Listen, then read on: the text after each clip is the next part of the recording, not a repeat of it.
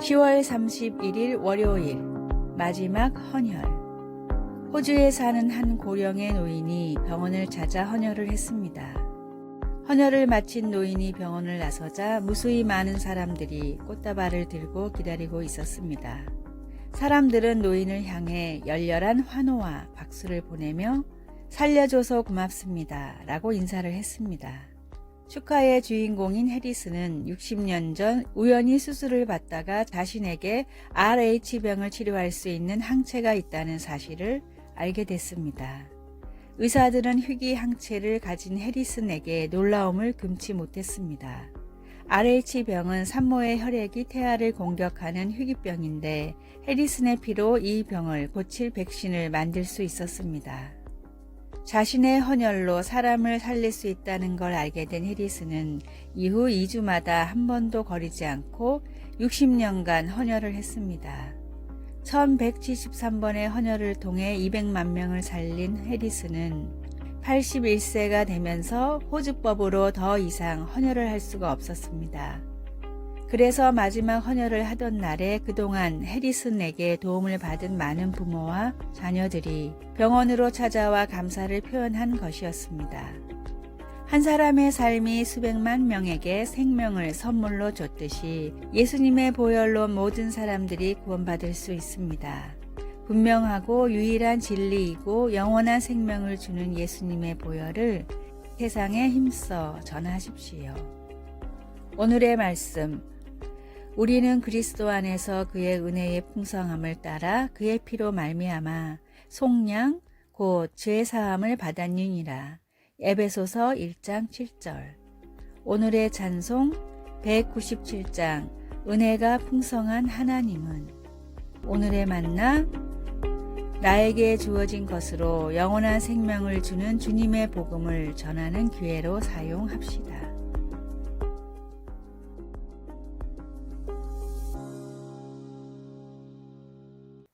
11월 1일 화요일. 다 알아요.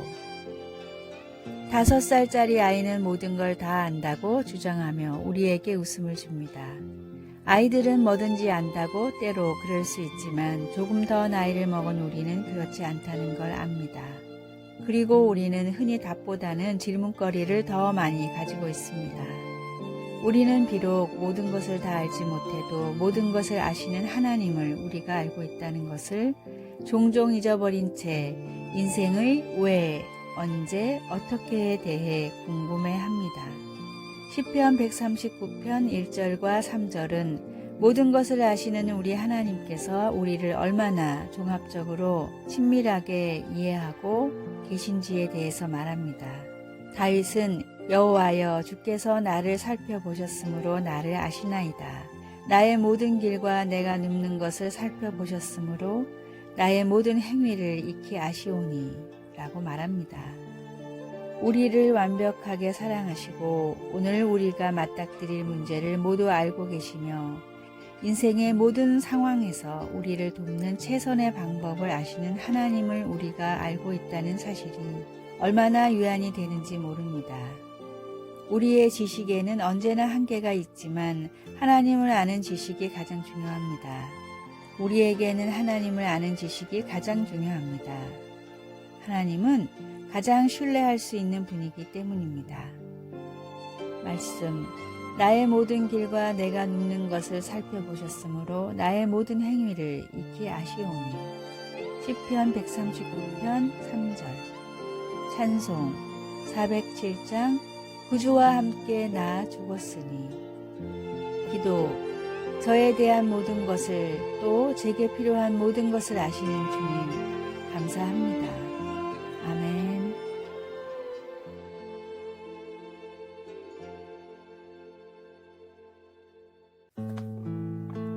(11월 2일) 수요일. 소중한 두 샘물. 인접한 산속에 물이 귀한 두 마을이 있었습니다. 두 마을에는 소중한 샘물이 하나씩 있었는데 한 마을은 샘물을 누구나 마음껏 사용할 수 있었지만 다른 마을은 정해진 양만큼 사용할 수 있었습니다. 마음껏 물이 있는 마을 사람들은 물이 사람을 위해 있는 것이기 때문에 있을 때 잘 써야 한다고 생각했지만 정해진 양만 쓰는 마을 사람들은 언제 떨어질지 모르는 소중한 물이기 때문에 조금이라도 오래 쓰려면 아껴야 한다고 생각했습니다. 심지어는 샘물을 지키기 위해 다 같이 물을 안 쓰는 날까지 만들었습니다. 그러나 이런 노력에도 불구하고 샘물을 아껴 쓴 마을의 샘이 더 빨리 말라버렸고 마음껏 사용한 마을은 오히려 샘물이 그대로였습니다.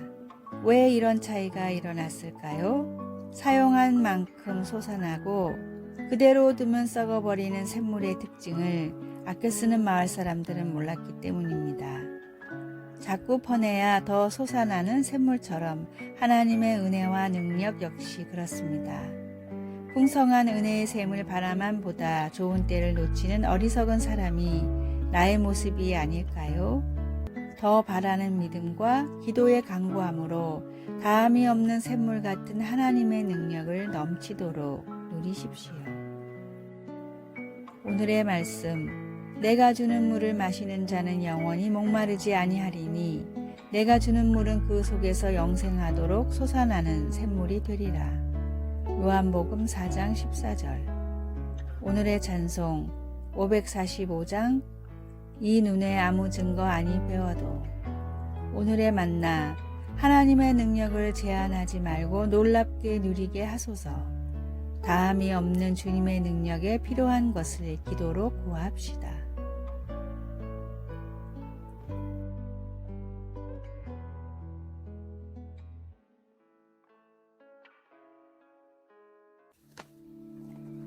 (11월 3일) 목요일, 멍게의 운명이 아닌 성장으로.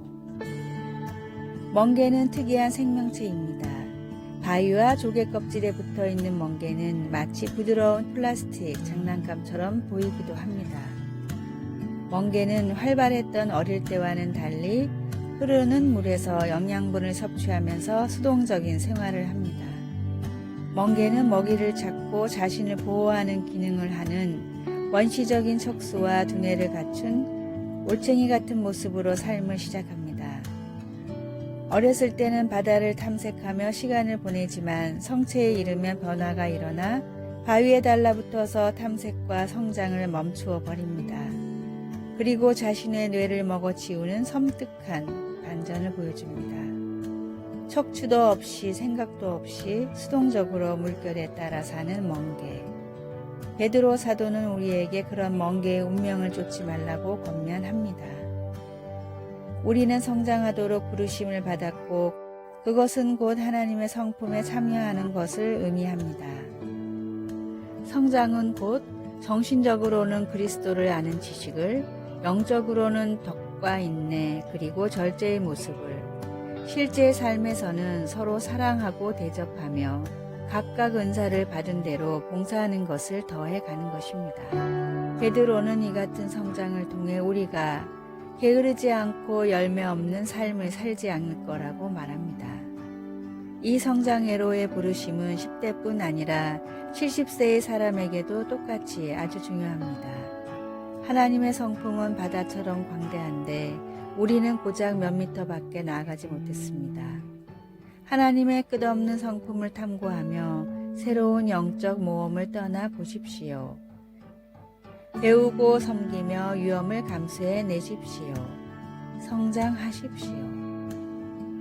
말씀, 이런 것이 너희에게 있어 흡족한즉 너희로 게으르지 않고 열매 없는 자가 되지 않게 하려니와. 베드로후서 1장 8절. 찬송 453장 예수 더 알기 원하네. 기도, 하나님 아버지, 매일 주님을 더 닮아가려는 열정을 저에게 주소서.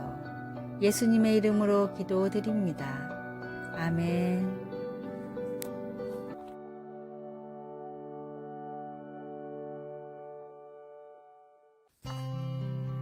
11월 4일 금요일, 대나무 주사위의 메시지. 조선시대 선비들에게는 의기라는 중국 문화가 유행했습니다. 물컵처럼 생겼지만 정작 물을 부으면 쏟아져 버려 마실 수 없는 쓸모없는 컵인데 이 컵 주변에 청빈, 안분과 같은 분자의 교훈을 적어 부와 명예 같은 것들은 컵으로 빠져나가는 물과 같이 쓸모없는 것이며 정말 중요한 것을 잊지 말라는 일종의 교육용 도구였습니다. 의기 중 가장 유명한 것은 7개의 면이 있는 대나무 주사위였는데 각각의 면에는 다음의 교훈이 새겨져 있었습니다. 첫 번째, 매일 3번 감사의 말을 하라. 두 번째, 홧김에 나오는 말을 3번 참아라. 세 번째, 남을 3번 칭찬하라. 네 번째, 내 잘못을 3번 인정하라. 다섯 번째, 실수해도 3번만 꾸짖지 마라. 여섯 번째, 남이 잘못해도 3번만 탓하지 마라. 일곱 번째, 남의 흠을 3번만 헐뜯지 마라. 몸에 익히고 필요한 교훈은 가까이 두고 지켜야 합니다.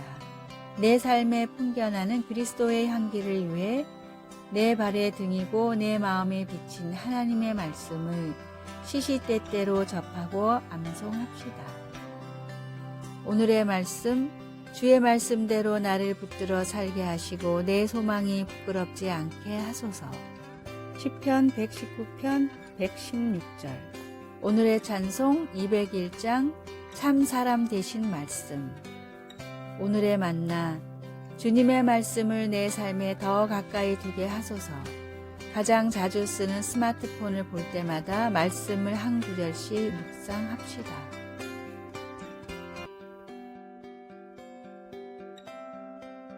아래의 빨간색 글자 구독을 누르시어 더 많은 전도의 열매를 맺으시기를 기도합니다.